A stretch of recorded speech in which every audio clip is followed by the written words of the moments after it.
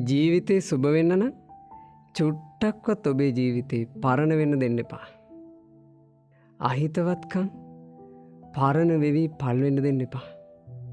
ඒවා හිතින් අත්හරින්න. හිත සැහැල්ලු කරගෙන අලුත් වෙන්න.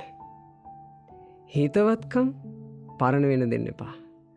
තව තවත් මිත්‍රශීලීව නුවණින් යුක්තව හිතවත්කම් අලුත් කරගන්න. ඔබේ දුර්වලතා, පව්, අකුසල් තව තව පරණ වෙන්න දෙන්න එපා. ඒවා අයින් කරලා අලුත් වෙන්න. ඔබේ මනුස්සකම්, පින් කුසල් පොඩ්ඩක්වත් පරණ වෙන්න දෙන්න එපා. ඒවා තව තවත් අලුත් කරගන්න. ඔව්, පරණ වෙන්න එපා. සත්පුරුෂ ඇසුරේ ඔබ අලුත් වෙන්න. ඔබේ ජීවිතේ ඇත්තෙම සුබ වේවි. ඔබට සුබ ජීවිතයක් ඇති කරගන්න වාසනාව ලැබේවා.